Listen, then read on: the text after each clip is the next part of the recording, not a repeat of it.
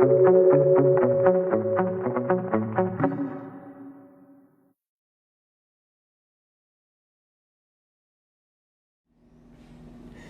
1831, Michael Faraday descobriu, através da experimentação, que uma corrente era induzida em um circuito devido à variação do campo magnético que o permeava, campo magnético este originado por uma fonte externa. Esse fenômeno foi chamado de indução eletromagnética e permitiu o uso da energia elétrica em larga escala, contribuindo fortemente para a evolução da indústria da época. Na aula de hoje, iniciaremos os estudos das descobertas de Michael Faraday relacionadas à indução eletromagnética. Para iniciar nossa análise, vamos considerar uma única espira C de fio, ou seja, uma espira física, imersa num campo magnético B e orientada, de acordo com o que nós vemos aqui na figura 9.1. Então aqui nós temos a nossa espira de fio, uma espira condutora. Ela vai possuir uma resistência elétrica. Nós temos o campo magnético atravessando a superfície definida pelo contorno da espira nessa direção, formando um ângulo θ com a normal à superfície. A superfície S é uma superfície orientada. E o fluxo de B através dessa superfície, através da superfície definida pelo contorno C, vai ser φC igual a integral de B escalar ds. Lembrando que a superfície S é uma superfície aberta. E nós podemos reescrever essa expressão como sendo a integral de superfície aberta S de B escalar N, que é o versor de área, ds. Nessa análise que nós estamos fazendo, a orientação do versor de área N vai corresponder à orientação do contorno C, ou seja, o contorno definido pela integral de caminho fechado de dl, visto da extremidade de N, vai estar no sentido anti-horário.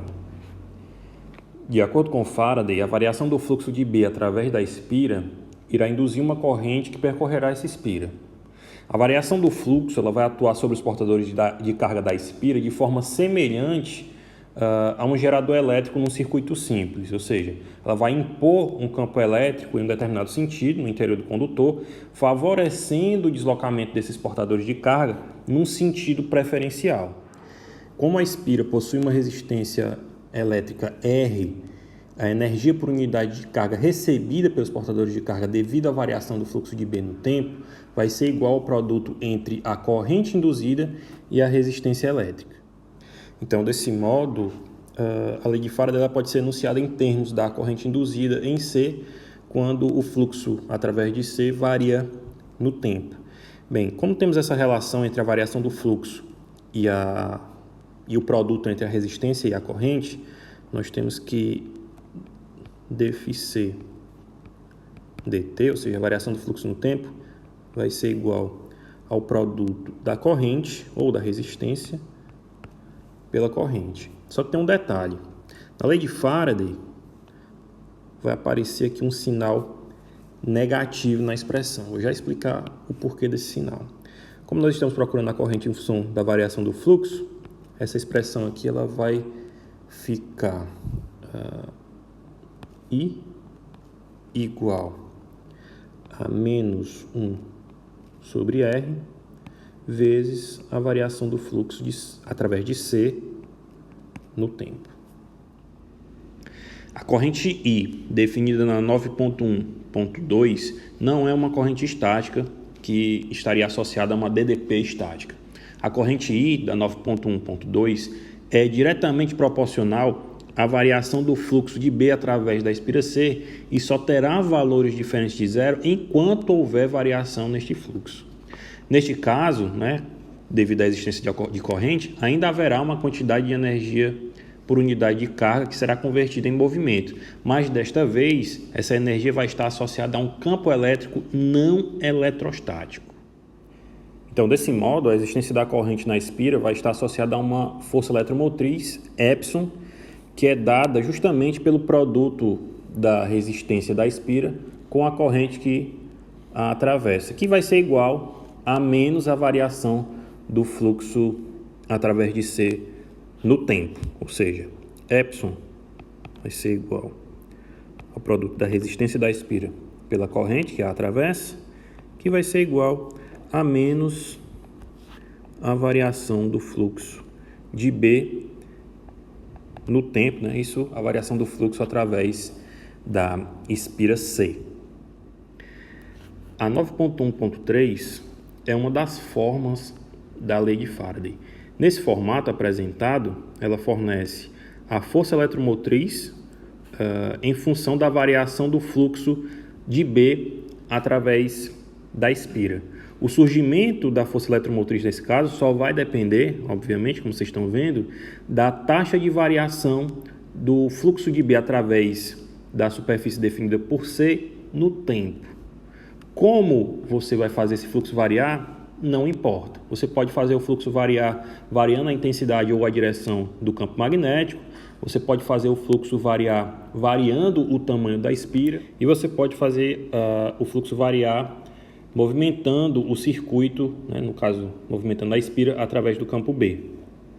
Em qualquer um desses casos citados, a força eletromotriz ela vai ser sempre igual, né, a menos a variação do fluxo de B através da superfície definida por C no tempo. Agora nós vamos analisar um dos casos citados, que é o caso de um circuito C que se movimenta através de um campo magnético B fixo. Nós vamos aplicar a lei de Faraday na forma mostrada na 9.1.3, onde a força eletromotriz é igual a menos a variação do fluxo magnético através do circuito no tempo. E nós vamos fazer isso para obter uma expressão para a força eletromotriz em função de um campo elétrico E não eletrostático, né? O campo elétrico E não eletrostático que atua no circuito devido à variação do fluxo magnético. Bem, então se o circuito se move, né, com velocidade V num campo fixo B, os elétrons livres transportados nessa velocidade ficam sujeitos à força de Lorentz.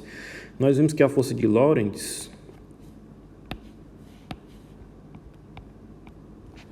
nesse caso aqui, vai ser igual a...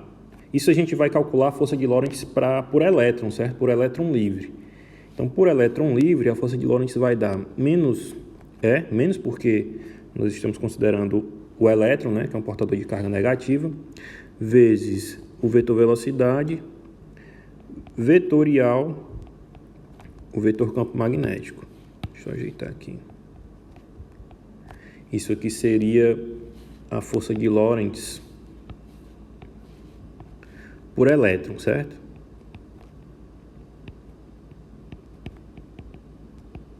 Por elétron livre. Nós podemos relacionar essa força, né, que nós obtivemos através da força de Lorentz, com uma força devida a um campo elétrico equivalente. Então, nesse caso, nós vamos ter a força devido ao campo elétrico equivalente, que vai ser a carga elementar vezes o campo elétrico equivalente. Isso aqui vai ser igual à força de Lorentz que nós obtivemos anteriormente, né? Menos E, que multiplica o produto vetorial do vetor V com o vetor B, vetor velocidade com o vetor campo magnético. Isso aqui vai me dar uma relação entre E e o produto vetorial entre a velocidade e o campo magnético, né? Ou seja, o campo elétrico equivalente ele vai ser igual ao produto vetorial do vetor velocidade com o vetor campo magnético. Da seção 6.8, nós temos que a força eletromotriz pode ser obtida a partir da circulação do campo elétrico equivalente através de um circuito C fechado. Então, assim, a força eletromotriz ela pode ser dada pela circulação do campo elétrico equivalente, ou seja, a integral de linha de caminho fechado C do campo elétrico equivalente escalar dl, e isso aqui vai ser igual. Agora nós vamos usar essa relação aqui, ó, à direita.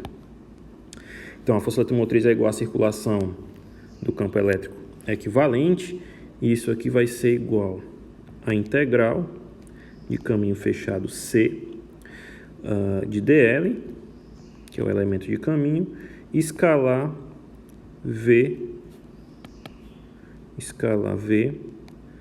vetorial B.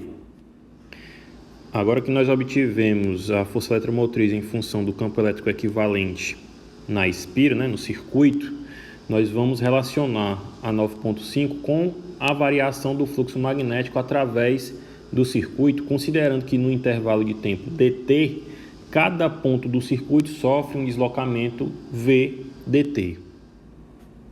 O circuito estava nessa posição no instante t e se deslocou com velocidade v para essa nova posição, né, onde ele se encontrava no instante t mais dt.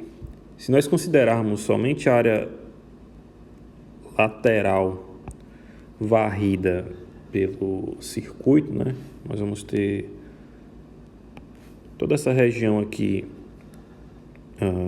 entre a posição inicial e a posição final do circuito, ela vai formar uma espécie de um cilindro inclinado.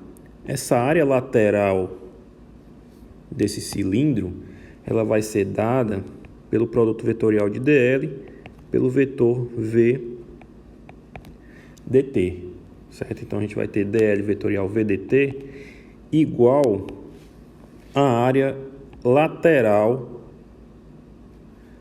desse cilindro. Então isso aqui vai ficar dl vetorial v dt igual a nl, que é um versor de área,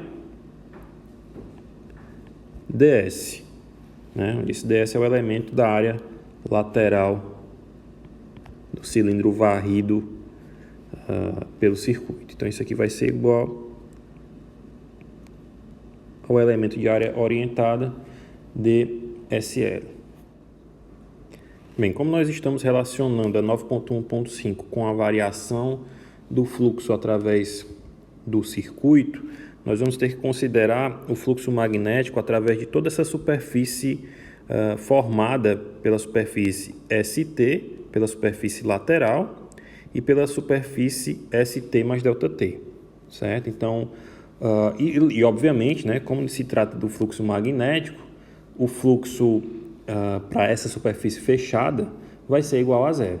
Então, nós vamos ter o fluxo total através da superfície fechada S, ou seja, a integral de superfície fechada de B escala ds vai ser igual a zero, certo? Mas ele vai ser igual ao fluxo através da superfície ST mais dt, que é a superfície após o deslocamento, ou seja, vai ser o fluxo, a integral de B escalar S para a superfície ST mais dt, mais o fluxo da superfície ST, ou seja, integral para a superfície ST de B escalar ds, mais o fluxo de B através da superfície SL, né, que é a integral para SL de B escalar ds. E obviamente esse somatório ele vai ser igual a zero, porque se trata do fluxo magnético através de uma superfície fechada. Bem, agora nós podemos reescrever a expressão utilizando a informação dos versores de cada uma das áreas decompostas, né? A área ST mais dt e a área SL. Então isso aqui vai ficar a integral da superfície ST mais dt de B escalar nt mais dt ds menos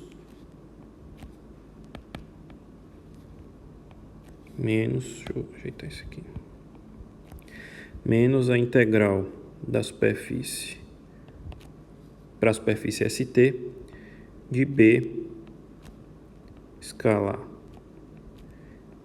nt ds.